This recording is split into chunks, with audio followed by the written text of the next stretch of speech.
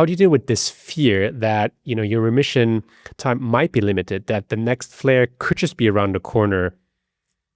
Is that something that you think about? And then when you do think about it, how do you handle it? I think about it all the time. We've been conditioned to think about it. That is the pattern, is even when you feel good, you know it's not going to last. You know that next medication is going to fail. You know that even if you eat a bad meal and your body doesn't like it, you're like, oh my goodness, am I flaring? What have I done to myself? Why did I do that? Right? And blame it on all the wrong things. And it is a conditioned response to live in fear of the next flare, even when you've been living in remission for a long period of time. I think about it all the time. I still get nervous. I genuinely have learned to pay really close attention to my body and kind of the natural signals that it warns me of. And so something will shift or something will feel off. I can feel inflammation rising in my body and the panic. I need to make sure that this is my priority. I need to reset my life, make sure that I'm stable.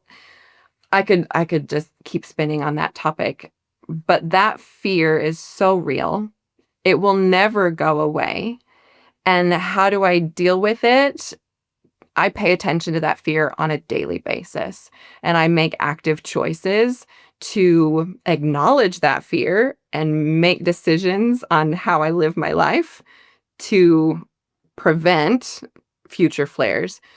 I will also say that I've been doing this long enough to where there is a new belief in me that a flare is temporary.